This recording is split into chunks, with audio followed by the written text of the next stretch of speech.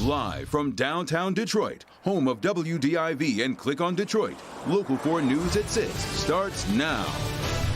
Construction's domino effect. A pair of big lane closures in Utica have created danger on the side streets. Michigan's daily COVID case counts take another big jump as the state's chief medical executive weighs in on masks in schools. With just one weekend standing between vaccinated Americans and a visit to Canada, we're learning more about what those would-be travelers should expect. Glad you're with us tonight for Local 4 News at 6. Topping our news at this hour, the countdown is on for those making final preparations, finally, for visits to Canada. But right now, it's a big mess at the two main border crossings here in southeast Michigan. We showed you 5. And Sky 4 is live above big backups affecting vehicles trying to cross the U.S.-Canada border. It's due to a strike by Canadian border workers, and it's causing backups on I-75 and on I-94 in Port Huron. Bad news then for commercial or essential visitors allowed to cross now. Monday, though, is the big day many non-essential travelers have been pointing to as the border reopens to fully vaccinated Americans. So let's bring in Grant Herms. Quite a checklist here for folks to complete before they try to cross. It is a lengthy checklist, Devin, and if you wanted to cross into Canada on Monday at 12:01, the first minute you can, you had to have started by today, and I'm not talking about all the traffic here. You need to have a COVID test done already, and that is just one of those things on that checklist before you head across the border. Come Monday, non-essential travel to Canada will reopen. Thousands of waiting Michiganders ready to cross the border.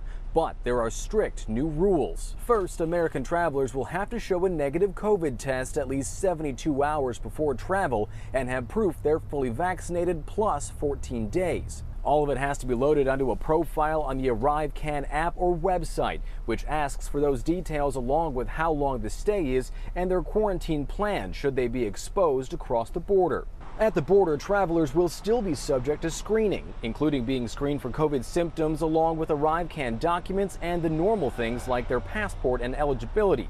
Canadian officials saying on a call today the added measures could cause some delays. Things are changing for kids, too. Any child who's too young to get the shot is allowed to cross over with fully vaccinated parents without quarantining, but will have to follow health guidelines. Any child over the age of 12 who is unvaccinated can still cross, but will need to quarantine for up to 10 days. On the return trip, things are much easier. Customs and Border Patrol saying in a statement today, the temporary restrictions on non-essential travel at U.S. land border ports of entry remains in effect and unchanged. U.S. citizens and lawful permanent residents are classified as essential travel and must have appropriate travel documents when entering the U.S. as they always have. Now, when it comes to crossing the border in other ways, there are things to know there, too. If you are a residential boater trying to cross, you follow the same guidelines as anybody else would be in a land vehicle. Airports are going to operate the same way they always have during the pandemic. And if you're one of those Nexus Pass holders, you are still subject to those same Arrive Canada app and website guidelines, even if you are in that express lane. Back to you. Yeah, so Grant, what's being said about when the border could open on our end? Yeah. Well, so far, everything we know is that deadline was pushed out to August 21st, at least August 21st. Both countries here are watching the spread of the Delta variant and the vaccination rate very closely. They said in that call today with Canadian officials that things could change for better or worse depending on which thing gets better or worse. Yeah. Back to you. We'll be watching. Texting with a friend who is stuck in that tunnel traffic. 70 minutes so far, and they haven't moved at all in 15 minutes. Just stuck. Not where you want to be. Not going anywhere, yeah. All right, Grant. Let's turn now to the coronavirus. This afternoon, State Health Department announced a 3-day total of nearly 4,000 new cases, along with 3 more lives lost. That's an average of more than 1,300 cases per day. State also announced it will now release new virus data on Monday, Wednesday, and Friday instead of just Tuesday and Friday. Meanwhile, for a second straight year, the AFL-CIO has canceled its Detroit Labor Day March, citing concerns over the rise in COVID-19 cases. With the start of school just around the corner, many districts are releasing their plans regarding school mask policies, but we've noticed a trend. Some district policies that say they're consistent with the CDC and state guidelines don't actually appear to be. Here's an example from Plymouth Canton Community Schools. Quote, consistent with MDHHS and CDC recommendations, we are strongly recommending but not requiring the wearing of face masks while indoors for student, staff, and regular volunteers. We went to the state's top doc to get some clarification.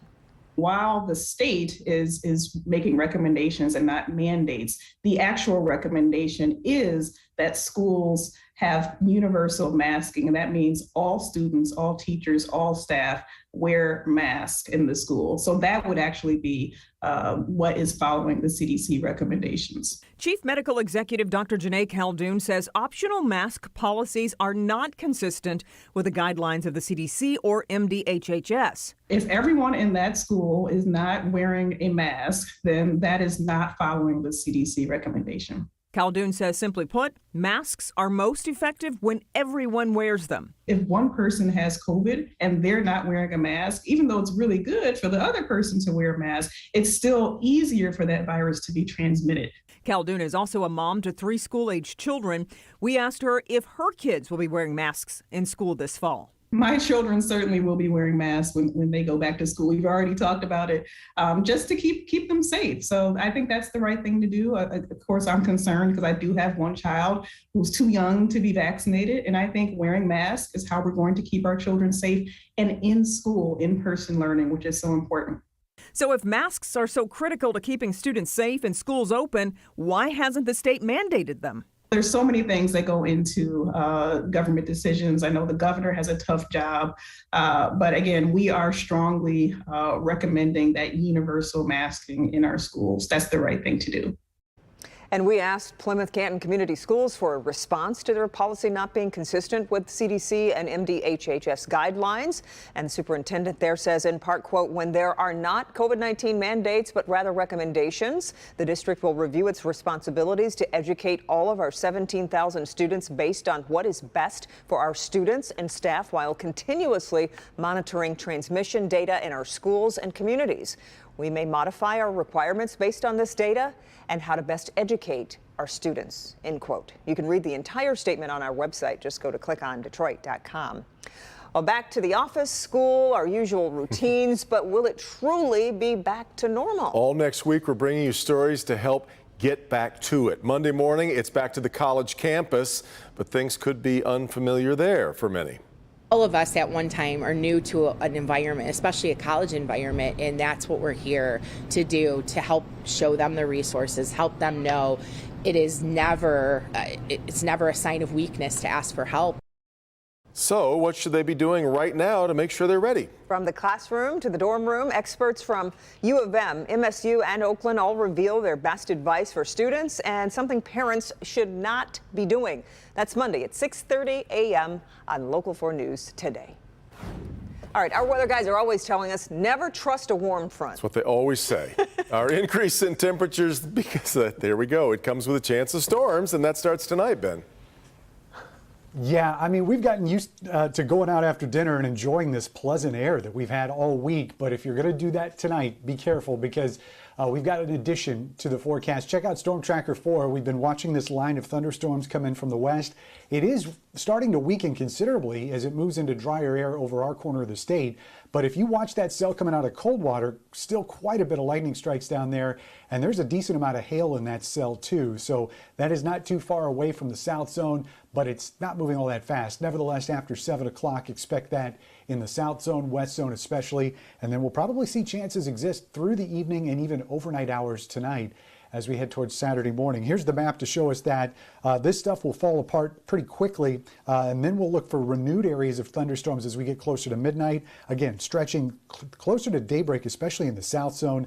Then we get a break until another round comes in the afternoon. So things starting to change for the rain chances over the weekend, starting to feel Florida-like next week with the humidity, and we've got even more storms in the forecast next week. We'll check all that out in a few minutes. Local Forecasters app will give you a sneak peek at that. And as always, it is free in your app store by searching WDIV. Devin? Ben, back to you shortly. Traffic speeding through neighborhoods and blowing stop signs. That's what residents say started happening immediately after more lane closures happened in Macomb County this morning. Emergency work in Utica began today on top of work that was already occurring. So the main roads, Hall Road, Van Dyke, they're back down to one lane. As Nick Monticelli reports, the congestion was expected. Endangering kids in the neighborhoods was not. How bad is all this traffic? It's absolutely insane. Insane. Crazy, man. Really crazy. Trying to go to work right now, that's why. Traffic is terrible. As promised, all the lane closures in Utica went up when the sun did. The frustration stacked up with the traffic. Roadwork has M59 down to one lane in both directions. Trying to go east-west right now is almost impossible. And today, emergency sewer repairs started, forcing Van Dyke down to one lane also in both directions. Almost immediately, drivers started speeding around side streets instead. Excessive traffic going on, a lot of speeding. Catherine Tazinski was dodging traffic, taking her niece and nephew to a neighbor's garage sale where car after car was either speeding or blowing stop signs.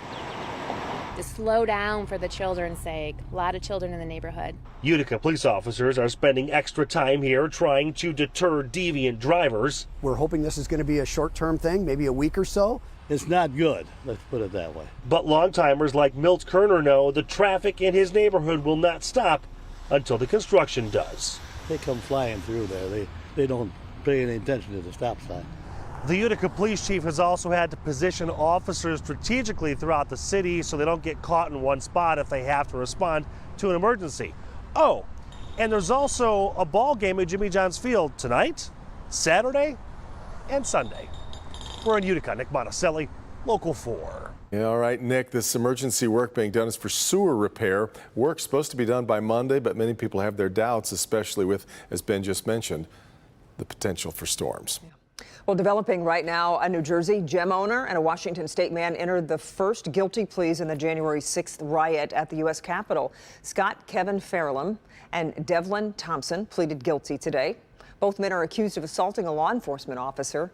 Sentencing is set for September. Prosecutors are seeking a 3 to 4 years prison sentence for Fairlam. No word on what prosecutors estimate the sentencing guidelines should be in Thompson's case. All right, still more to come here at 6, including giving back to someone who served. A local Army veteran gets a new roof, and not a moment too soon. And here's Rod.